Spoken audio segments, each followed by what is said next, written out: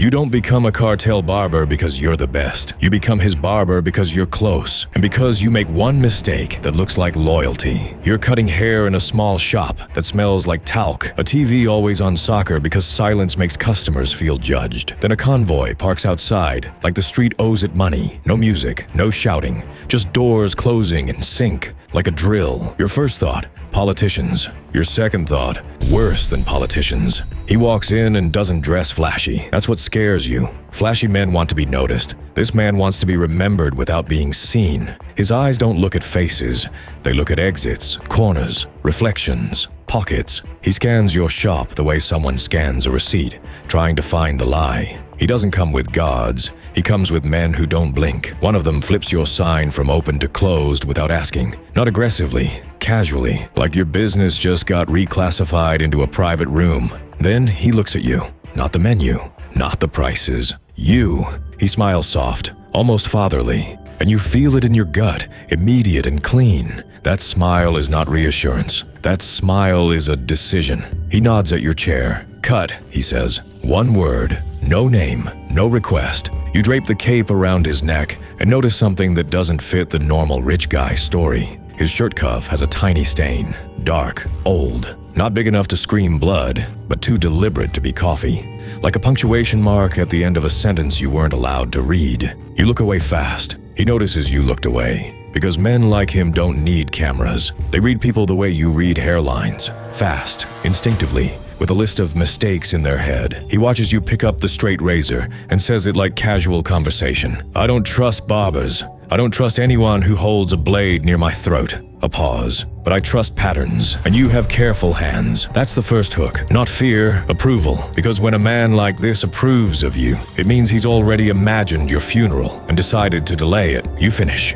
He doesn't pay like a normal man. He leaves a stack of cash, too much, and says, "You're close by." Then he pauses at the door. Close is dangerous, and he walks out like he didn't just buy your piece. After that, your shop doesn't feel like yours anymore. Cars linger outside. Men walk past and glance in without entering. Then the call comes. Unknown number. A man's voice. Be ready at 8. Bring your tools. At 8. A black car is waiting. No plate in front. You consider not going. Then you imagine what happens when a man like that wastes time. They take you to a house that isn't a mansion. That's the second trap. Mansions scream kingpin. This house screams smart kingpin. No lights outside, no noise, just a quiet place where bad things can happen without an audience. He's sitting facing a window, not a mirror. That's your first real clue. Mirrors show angles you can't control. Your shop is noisy, he says. You have a bell on the door. It makes people look up.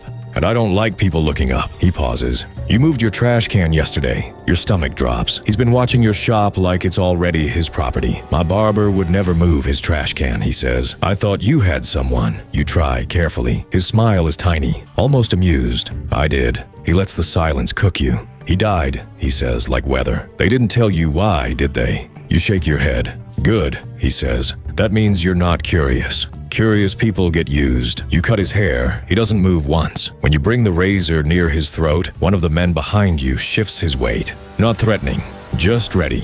This isn't a haircut. It's a rehearsal for your death. He wants to see what you look like when you could kill him. To see if the idea crosses your face. Your hands stay steady. Not because you're brave, because you're terrified. And terror is a kind of focus.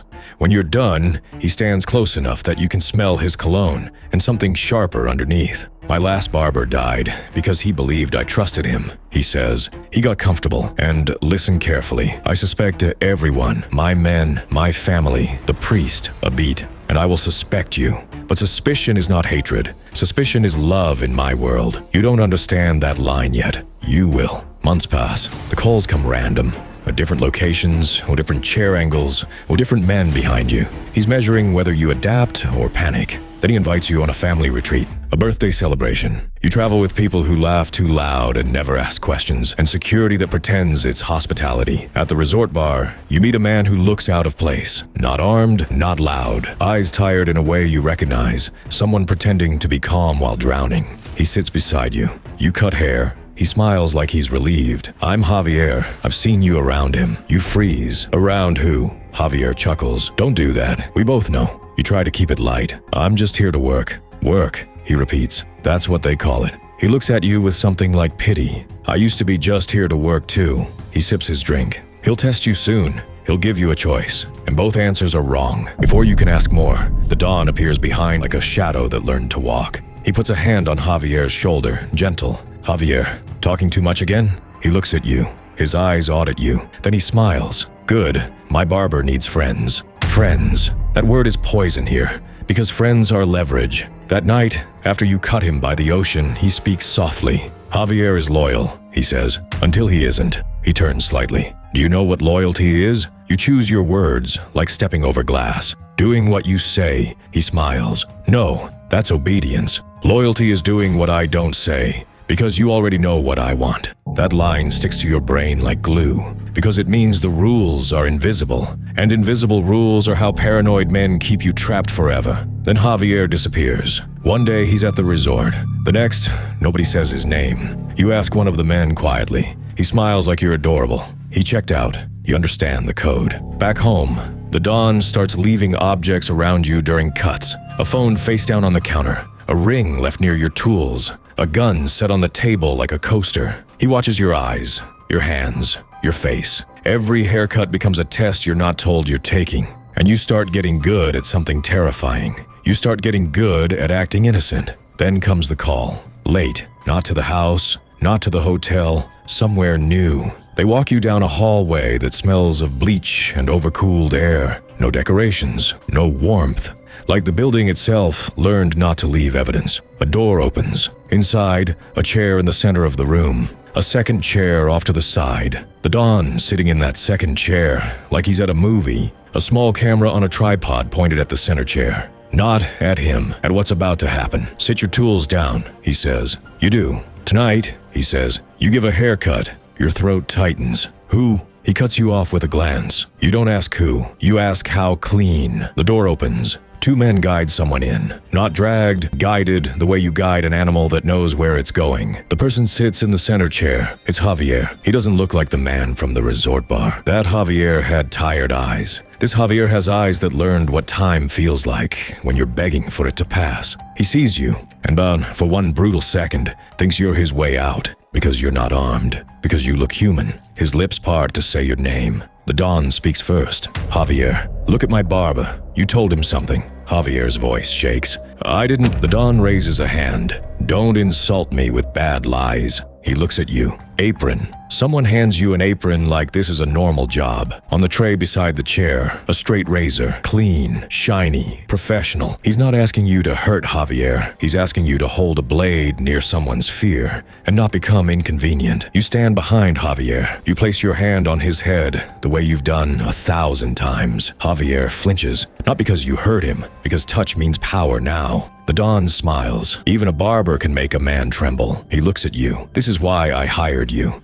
Javier whispers, please, give him a clean shave, the Don says, like you do for me. Your hand hovers near Javier's neck, not pressing, not cutting, just present. And that presence is enough to make Javier shake. You whisper so quiet you barely hear yourself. I'm sorry. Javier's eyes lock on yours. In them, you see the truth you were trying not to admit. He warned you.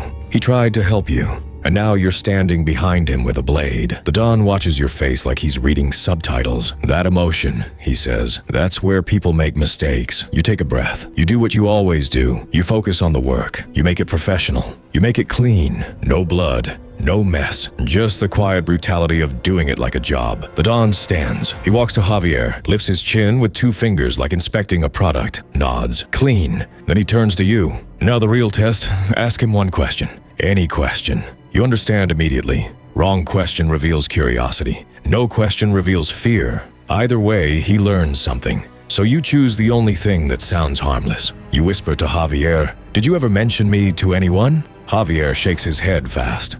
No, I swear. The Don smiles in the mirror. He leans to your ear. Good question. Javier, tell my barber what you told me. Javier starts crying quietly. I said he's careful. And what did I ask you? Javier looks at you like he hates himself. You asked who you should suspect. The Don smiles gently. And what did you say? A long moment. I said, you should suspect the barber. Your blood turns to ice. You stand there frozen, razor still in your hand. The Don watches your face like he's watching a season finale. He doesn't accuse. He doesn't scream. He just nods slowly, like a man enjoying confirmation. Everyone suspects everyone, he says. That's why I stay alive. He steps closer. He takes the razor from your hand, sets it down, pats your shoulder like a mentor. You did well. He leans in and whispers, don't worry, if I thought you were guilty, you wouldn't be standing. He steps away. The men take Javier out. At the door, Javier turns once and looks at you, not with rage, with something worse. Recognition, like he's watching you become what you promised yourself you'd never be. The door closes. Now, the Don says, we go back to haircuts. But first, I want a razor with history. Use that one. Your chest tightens. I can use a new blade. No. He's already watching your face. Use that one. You reach instinctively toward the sink. He stops you without touching you. Don't wash your hands. You freeze. He leans close, voice like a secret. If you wash, you're pretending. And I hate pretending. You understand what he's doing. He wants your hands to go from Javier's skin to his throat without interruption. He wants that line to exist in your head permanently. He wants you to feel like it's all one continuous action. That there is no before and after, no clean version of yourself standing separate from this room. You pick up the razor. You place the blade at his jawline. The entire world narrows to the edge of metal near skin. You start shaving. Your brain tries to protect you. This is just a haircut. This is just the job. But the connection is already there, threading through your hands, and when your eyes change slightly in the mirror, when it finally hits you, the Don smiles. There, he says, soft and satisfied. Now you understand. You finish. You step back. He checks his face in the mirror. Clean. Then finally he gestures toward the sink. Wash. You rush to it. You scrub your hands too hard. The water runs clear, but you feel dirt you can't see. When you look up, your reflection looks different. Not tougher, just quieter. More controlled, more like him. You're learning how to survive, he says from the doorway. And survival makes people creative. He turns to leave, stops, looks back. I still suspect you, he says softly. But now, he smiles. You're worth watching. Back at your shop, you start seeing reflections differently. You watch mirrors for faces behind you. You hear your doorbell like a warning. You move slower. You talk less. You stop trusting your own customers. His paranoia spreads into you like a disease. Weeks later, he shows up unexpectedly. Just him and one man. He sits down without greeting and says quietly, I know what you did. Your heart stops. You freeze. He lets you sit in that panic for 10 full seconds, and then he smiles. Your trash can. You moved it again. You almost collapse from relief. He watches that relief happen, and you realize he did it on purpose. He used a trash can to measure your guilt response. He leans back. The people who swear they'd never betray me are the ones I watch the closest. He places a photo on your counter. Old. Your shop from outside. Months ago. Before the convoy. Before any of it. I knew about you before you knew about me, he says. Your throat tightens. Why? Because you're the kind of man who keeps his hands steady. And men with steady hands are either professionals. He fixes his collar, walks to the door, turns back, or liars. One day I will decide which one you are. Then he leaves, and you're left staring at the photo, hearing the echo of that camera in the bleach-smelling room, remembering Javier's eyes. Because now you understand the real horror of being useful to a paranoid king. You don't get fired. You don't quit. You don't get punished for doing something wrong. You get punished the day he gets bored and needs a reason. And the worst part, you can already feel yourself adapting. Already feel yourself becoming careful in ways you never were before. Already feel the small rituals forming. How you scan a room when you enter. How you hold your face neutral when surprised. How you've started watching exits. You're living like him now. Even if you escape him, you'll still be his barber in your head. In your hands, in the way your pulse spikes every time a doorbell rings. So I'll ask you the only question that matters. When a man like that finally decides you're guilty, will you even remember what innocence felt like?